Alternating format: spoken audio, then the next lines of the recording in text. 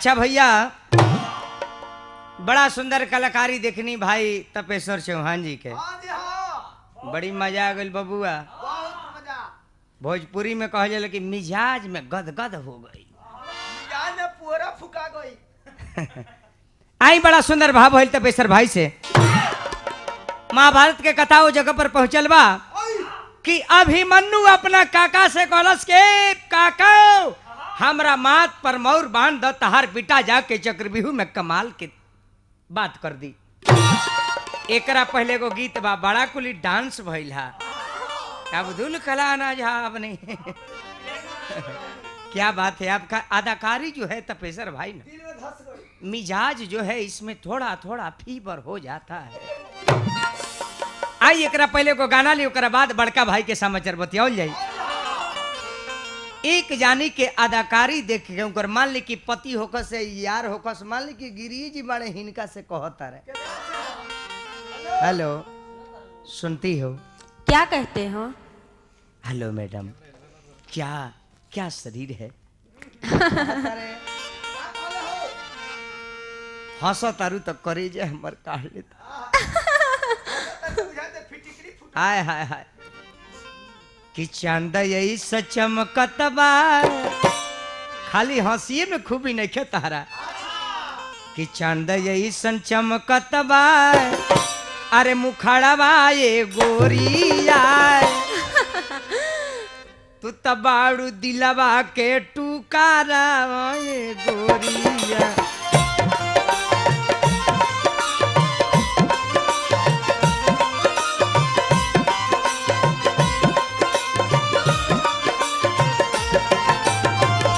चांद ऐसा चमकत बा, मुखड़ा बा ये गोरी, साच ना तो झूठो।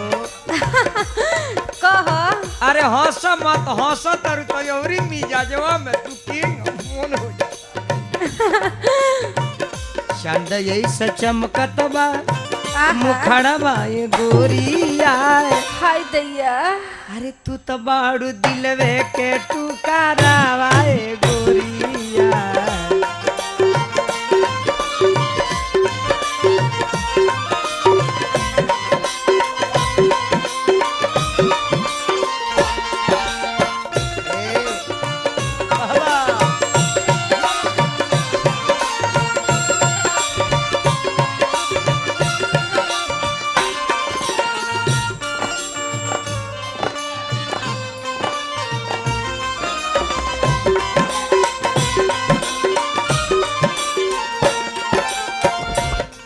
लालू भाई देखो तारा, तहरो मनवा डोलता हम बुझाता, तहरो डोलता। हमार तो मने हमारा फेर में तो तू बढ़ले बाड़ू, तार ऊपर नीचे सब डोलता। ऊपर नहीं चला, कम से कम तहारी इच्छा तो भइल कि सब डोलता। चलो ये बात पर हम तारा के लाख लाख हमरा तरफ से भाई धन्यवाद बा।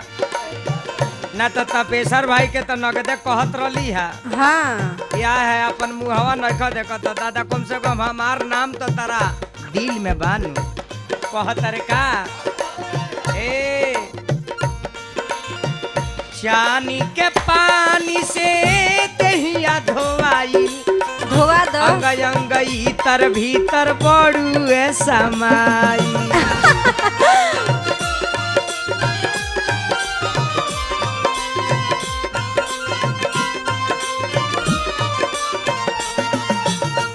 चानी के पानी से दहिया धोवाई, अंग अंग इतर भीतर बड़ुए समाई। जय हो लक्ष्मी जय हो।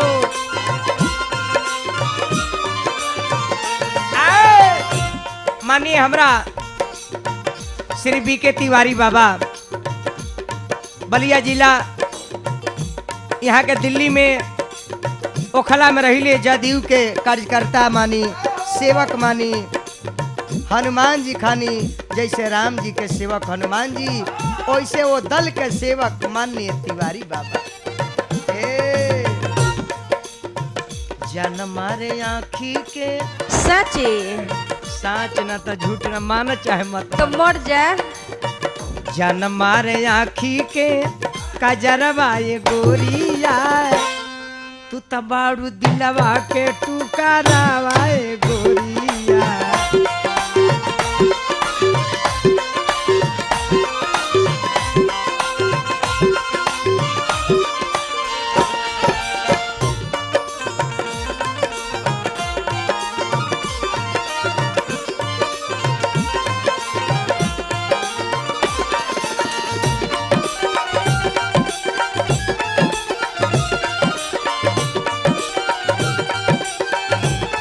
हाय हाय हाय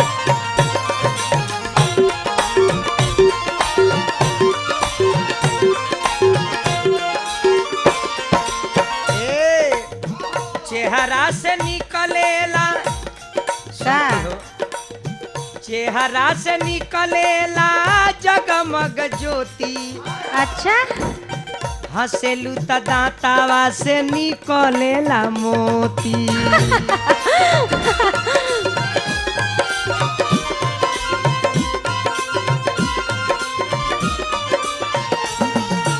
एगो बात जान लो हंसतारू तो कह सब काम करी है लेकिन तरह से कहतनी एगो काम मत करी है। का चीज सटाव जनी गोड़ावा से देखिए आगी ह खर ह एक जगह होई त गड़बड़ा जाई। उहे तो मजा वाला चीज है। मजा वाला काम तो पेशर भाई करेला हमरा फुर्सत नहीं है। खाली सटा के छोड़ द। हाय हाय हाय सटा दे तारू का के जब मुआवे पर लागल बड़ू तू। ए सटाव जनी गोड़ावा से गोड़वा ये गोरिया तू तो बारू दिलवा के टुकरावा ये गोरिया।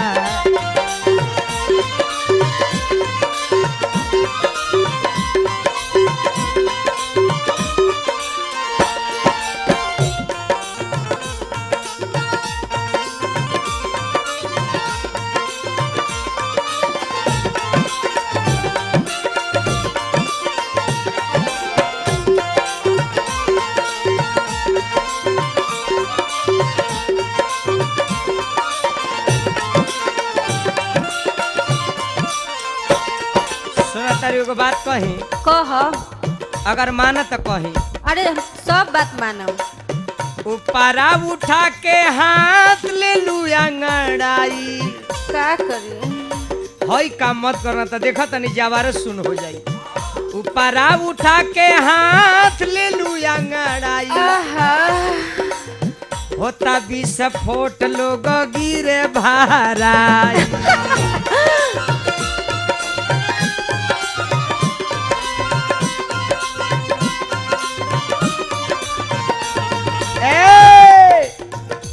बरिसना तिवारी जी के बरसना तिवारी जी के बधरवा ए गोरिया नाव के देखनी जाना बलिया जिला ऐसा भारत में कोनो जिले ना भई ओहू में दुआबा क्षेत्र जब बधारी में जाइबू जब चावरा में समझ जब चाना देखबू त तार मिजाज गनगन आ जाई। हमरा तो तारे देख के मिजाज गरम रहे। अरे चली चल द्वाबा के अरे बधरवा ए गोरिया चल तू तो रहिया दिलवा के टुकरावा ए गोरिया।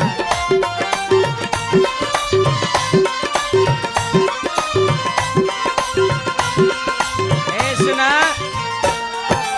बात कहतनी कह एगो बात कहतनी चल जेबू।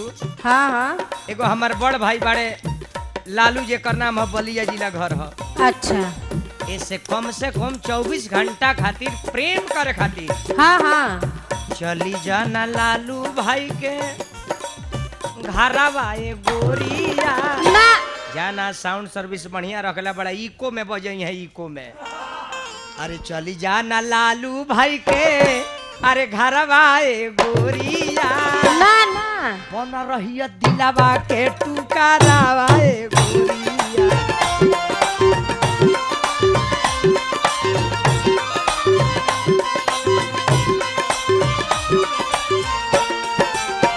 चांद ऐसा चमकत बा मुखड़वा ए गोरिया तू तो बारू दिलवा के टुकरावा ए गोरिया।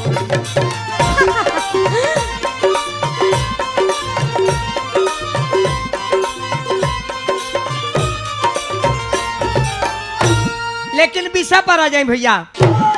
विषय बड़ा सुंदर आ गल कहा के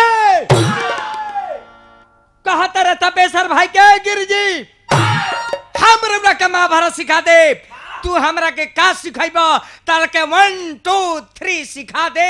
इनकर नाम IM विजेंद्र गिरी है। कहतर की ऑल इंडिया खतरनाक तो ये पंच खतरनाक हवन हम जानतन, लेकिन काहे खतरनाक हवन एकरा विषय में रउआ नहीं जानत।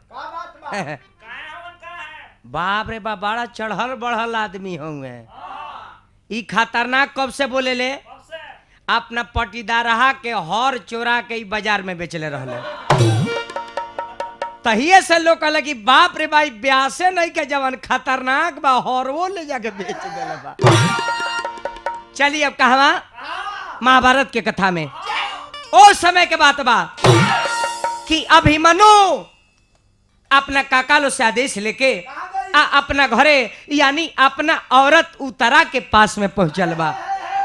उतरा से जाके कर्ज की उतरा तहार पति रण मैदान के क्षेत्र में जाता रहे, चक्रव्यूह के लड़ाई में लड़े जाता रहे।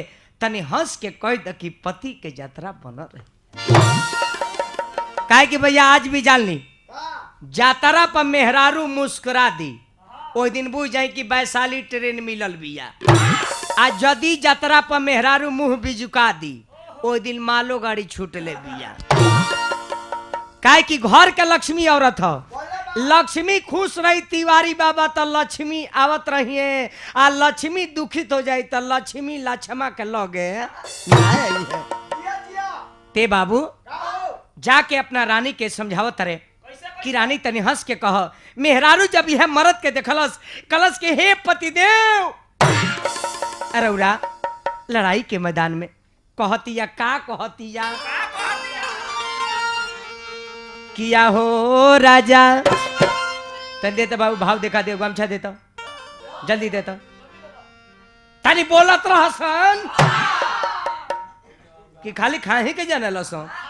कहते मौगी जाके दुआरी पखड़ा के कस के लड़ाई के मैदान में मत जाई। किया हो राजा ई बताई कि शादी भइल गावना भइल आज ले बियाह के साड़ी धुमिल ना भइल ना बेटा भइल ना बेटी भइल। लड़ाई के मैदान में जाता नहीं है जवानी यही ना रही का।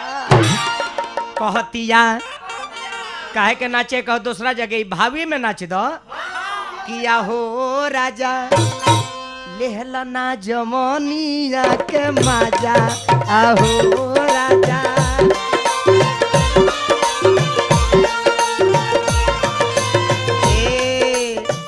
दिलवा के बात राजा कबो न पुरवल हो।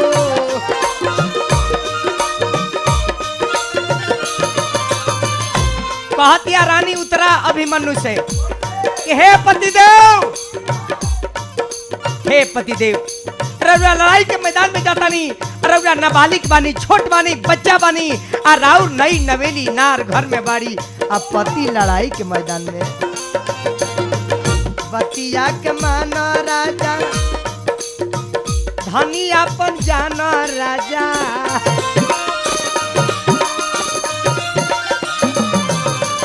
ए सैया देहिया गुलाब ऐसन ताजा या हो राजा।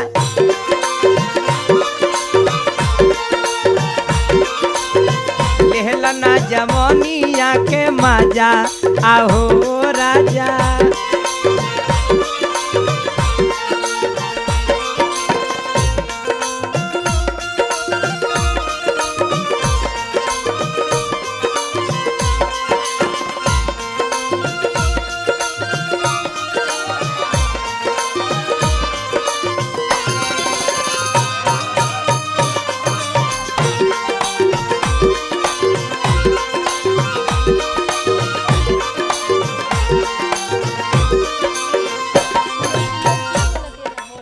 मेहरारू कहतरी ए बार बार कहतानी मानी लो कहानावा हो।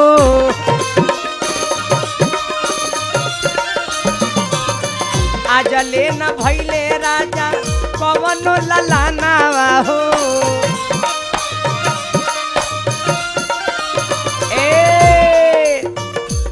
हे पतिदेव तू लड़ैया में ना जा अरे तू लड़ैया में ना जा आहो राज लीला जवानी के मजा आहो राजा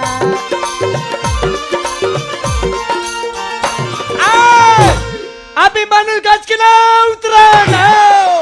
उतरो तू छतरी के नारी हो आज छतरी के मेहरारू मर्द के पति के लड़ाई के मैदान से पैर पीछे ना करेले जितना बात हुई हम लड़ाई के मैदान से लौट के आए प्राण प्रिय तार श्रद्धा पुराएब लेकिन अपना पति के कहो बाबजी की इज्जत के सवाल बा पांडु दल के इज्जत के सवाल बा बाबजी के मुड़ी गड़ा जाई हे प्राण प्रिय हमरा के जाए द लौट के आए ना, ना। मनोकामना पूरा ना स्वामी मत जा। कह तारे अभिमनु देखो मेहरारू रोआ मत हे कि अगर रण में जाने का वादा करो प्राण प्रिय कि अगर रण में जाने का वादा करो मैं हमेशा शुक्रिया मनाया करूं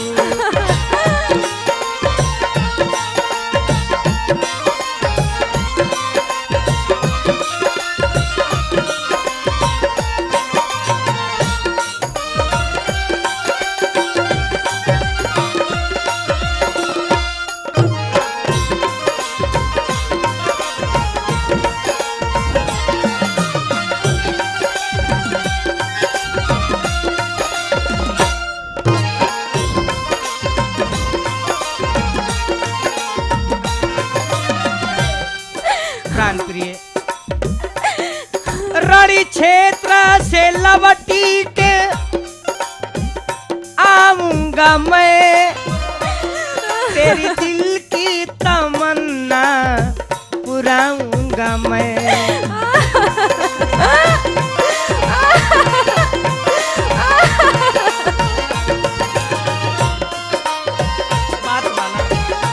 बात माना प्राण प्रिय तो मेरा नाम हरदम हृदय में धरो मैं तेरे नाम का गीत गाता रहूं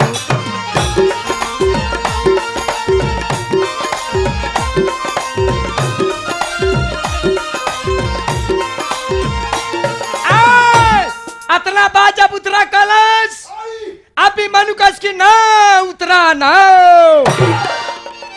सब बात हर करार बा लेकिन पिताजी के हर सभी का प्राण प्रिय नहीं है अभी मनु कहता कि हमरा के जाए दो कहली के रुआ चल जाए अरे वह बात यदि ना मानते काम करी कहले का उतरा के मन के विचार जो रहे पूरा कर दे यानी रतिदान दे दिले जन औरत के संगे पति के कर्म जन बाबू पूरा कैले हैं आ तब ये जब जाए के तैयार भेल तो उतरा बाहे दके कस की प्राण प्रिय मत कहीं हे स्वामीनाथ अरे वह लड़ाई के मैदान में जाए लेकिन हमरा ई बात के कैसे पता लगी कि हमारा सैया कैसे लड़ाई में का करता नहीं तब ही मनु कलश की उतरा एक खातिर चिन्हा बता देता नहीं आंगन में तुलसी जी के पेड़ बा वो पेड़ के पूजा करी हो जितना दिन हरिहर रही जने की तहार पति हरिहर बड़े जा दिन पेड़ सुख जाई जनी हो की तहार सुहागे दुनिया से समझा के जा रहल बका कहता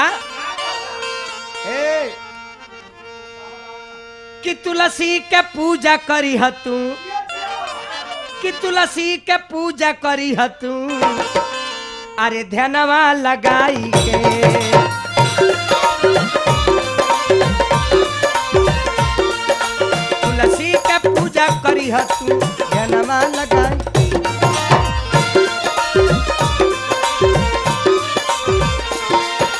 तुलसी के पूजा करी ह तू ध्यानवा लगाई के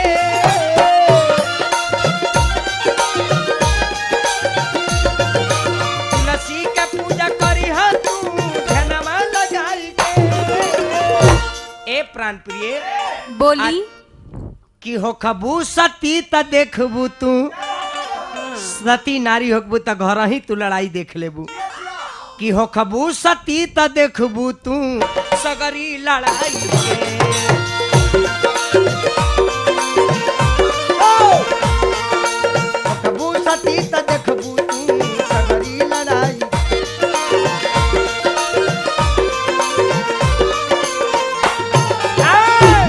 उतरा के समझा के अब ये अभिमन्यु वहां से प्रस्थान करते रहे।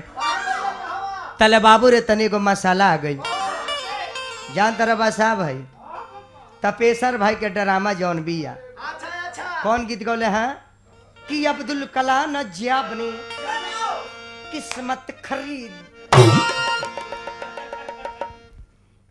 ये हुरका उरका में रहल बने का हो हुरकवा में कहेंगे ना गावले सकुली जान तक का गावले सन कि हम भी सनी के जोइया रे हमार देखना रसोइया ए होदत बाबू ओही में हुरकवा में गावले सब साहब भाई उहे कठिन तपेसर भाई के याद पड़ गइल हमारा कहले से लालू भाई देखो ध्यान दिह कि हम भी सनी के जोइया रे हमार देखना अरे 6 महीना भइले गोड़ हाथ धोवले अरे साल भर भइले न हइला रे हमार साल भर भइले न हइले रे